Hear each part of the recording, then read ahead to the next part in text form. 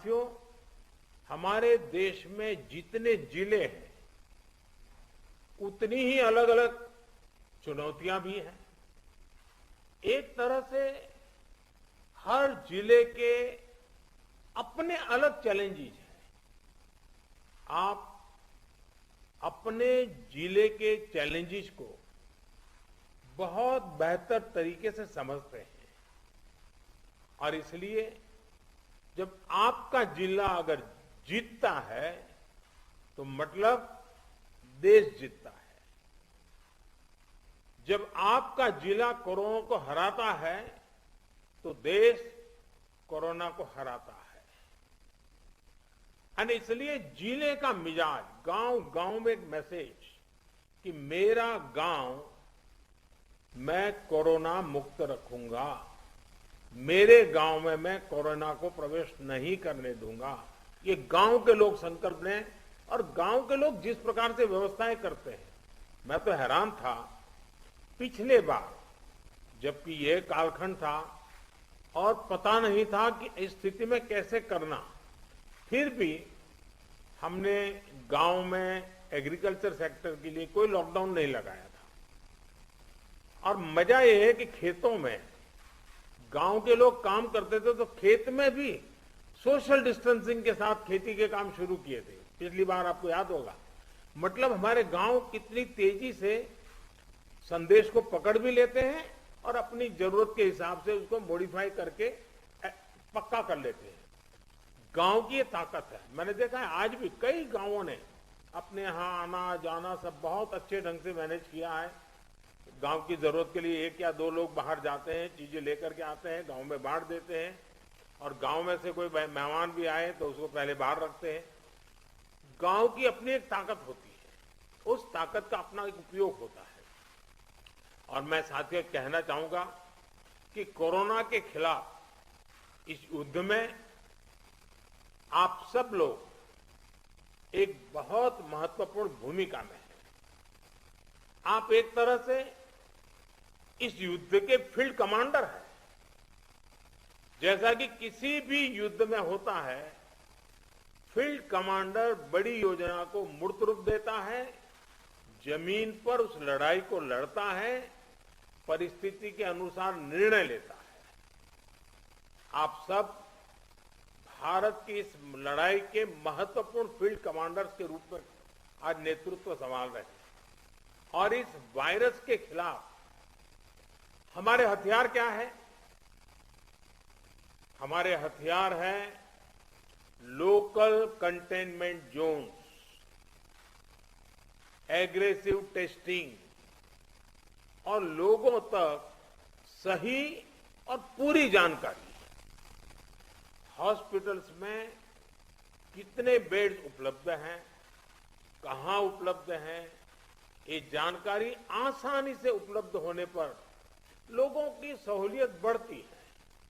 इसी तरह काला बाजारी पर लगाम हो, ऐसे लोगों पर सख्त कार्रवाई हो, या फ्रंटलाइन वर्कर्स का मोरल हाई रखकर उन्हें मोबिलाइज करना हो। एक फील्ड कमांडर के रूप में आपके प्रयास पूरे जिले को मजबूती देते हैं। फ्रंटलाइन वर्कर्स को आपके कंडक्ट और एक्शन से हमेशा प्रेरणा मिलती है, उनका भरोसा और बढ़ता है। मैं आपसे एक और बात कहना चाहूंगा। और इसलिए अगर आपको कहीं लगता है कि सरकार द्वारा बनाई पॉलिसी में जिला स्तर पर किसी इनोवेशन की जरूरत है, उस इनोवेशन में से पॉलिसी को ताकत मिलेगी, तो मेरा आपको खुली छूट है, आप जरूर कीजिए। अगर ये इनोवेशन आपके जिले की स्थानीय जरूरतों के हिसाब से है तो उसे उसी हिसाब में करिए। साथियों, कोविड के अलावा आपको अपने जिले के हर एक नागरिक की ईज ऑफ लिविंग का भी ध्यान रखना है। हमें संक्रमण को भी रोकना है और दैनिक जीवन से जुड़ी जरूरी सप्लाई को भी बेरोक टोक चलाना है। इसलिए स्थानीय स्तर पर कंटेनमेंट के लिए जो भी गाइडलाइंस जारी की गई है, उनका पालन कराते समय इस पर भी गौर करना है कि गरीब को परेशानी कम से कम हो, किसी भी नागरिक को परेशानी ना हो। साथियों, पीएम केयर्स के माध्यम से देश के हर जिले के अस्पतालों में ऑक्सीजन प्लांट लगाने पर तेजी से काम किया जा रहा है। कई अस्पतालों में ये प्लांट काम करना शुरू भी कर, जैसे अभी चंडीगढ़ का हमने सुना, कितना बेनिफिट हुआ उनको। और इसलिए आपसे मेरा आग्रह है कि जिस भी जिलों को ये प्लांट अलॉट होने वाले हैं, वहां हर जरूरी तैयारी पहले से पूरी होने पर ऑक्सीजन प्लांट और तेजी से सेटअप हो जाएंगे। अस्पतालों में ऑक्सीजन मॉनिटरिंग कमेटी जितना सही काम करेगी, उतना ही ऑक्सीजन का सही इस्तेमाल हो पाएगा। साथियों, टीकाकरण कोविड से लड़ाई का एक सशक्त माध्यम है। इसलिए इससे जुड़े हर भ्रम को हमें मिलकर के उसको निरस्त करना है। कोरोना के टीके की सप्लाई को बहुत बड़े स्तर पर बढ़ाने के निरंतर प्रयास किए जा रहे हैं। वैक्सीनेशन के लेकर व्यवस्थाओं और प्रक्रियाओं को हेल्थ मिनिस्ट्री लगातार स्ट्रीमलाइन कर रही है।